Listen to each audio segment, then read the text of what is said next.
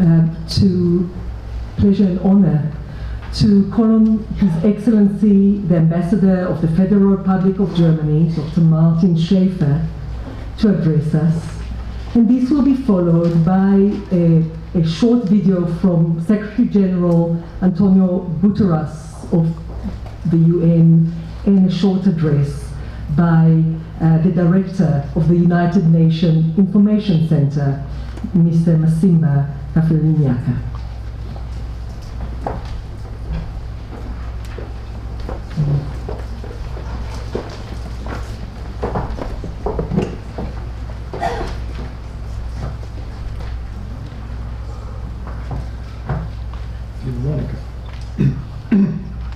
Dear Veronica, dear Don, Irene, Doris, and all those Holocaust survivors who are with us tonight, and those who cannot be with us tonight.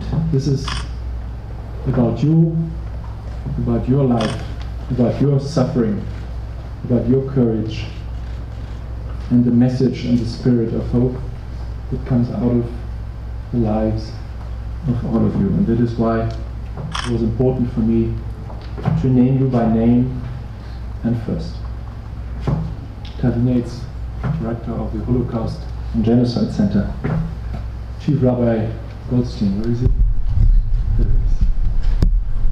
Prince Buthelezi, religious leaders, my friend Yochanan, his wife, and all his team of the esteemed Embassy of Israel, colleagues representing the South African government and the Department of International Relations and Cooperation, representatives of the United Nations, colleagues and friends from the diplomatic corps, members of the Jewish community here in South Africa and certainly here in Johannesburg, esteemed guests, South Africans, Germans, Jews, or wherever you may come from or what you are. Ladies and gentlemen, dear friends, actually my first intuition on a day like this would be to stay silent, to spend the day in silence, in meditation and introspection, to think about the nagging questions for all of us, but certainly for all of us Germans. The how, the why, all those questions that we don't find any answers to. But I think that that would be wrong. I think we have an obligation to speak out, how painful that might be. We must not be silent. We must not be silent today. And that is why I stand here to commemorate with you the 75 years of the liberation of Auschwitz, of the atrocities, the barbaric acts committed by my compatriots, by the apex of evil of men against men as encountered by the liberators of the extermination camp in Auschwitz. 3 generations later, today, the voices of the victims, and indeed the voices of the Holocaust survivors, have become fewer and they have become lower. Not so long in the future, there will be no one being with us who has been a witness, a physical witness to the atrocities of the Germans during the Holocaust.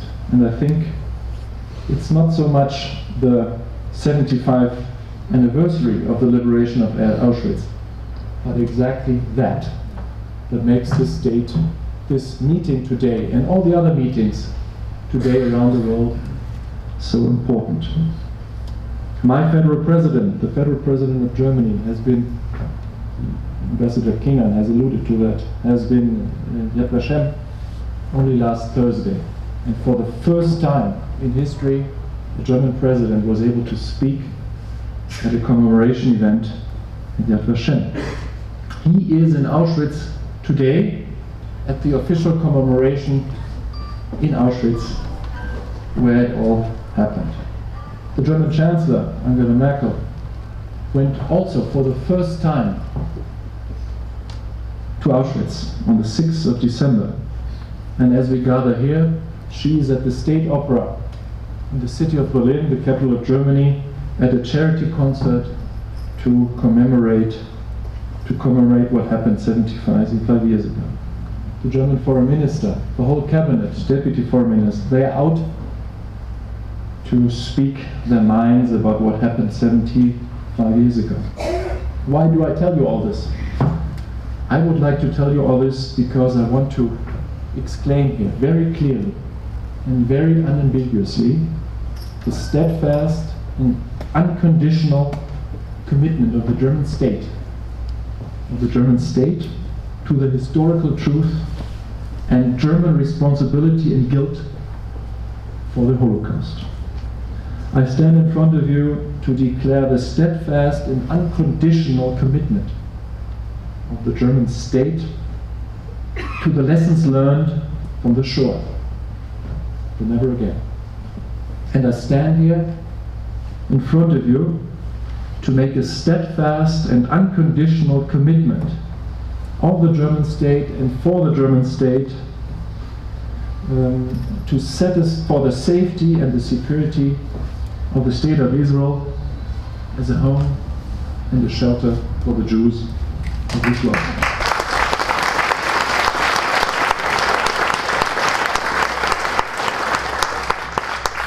I should like to say it would be good if I could stop here, but I can't, because there's a but. And there's a very serious but. And my friend and colleague, the Israeli ambassador, has talked about that very eloquently.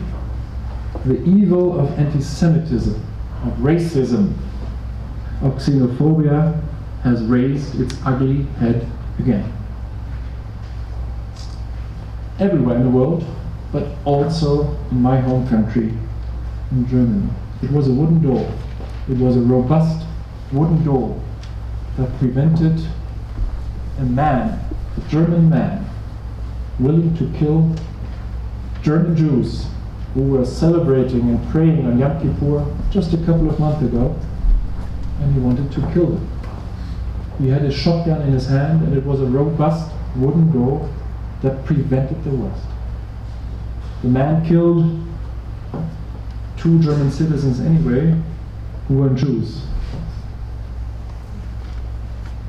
On the schoolyards in Germany, in the streets of Germany, we hear the ugly sounds of what used to be said 80, 90, 75 years ago. The Du Jude, Drecksjude, we hear that again. The evil of anti-Semitism has raised its ugly head again, also in Germany. There is, and Leo has said that too, there's a rise in anti-Semitic crime, also in Germany. We have record numbers. So the but is very big and is very important.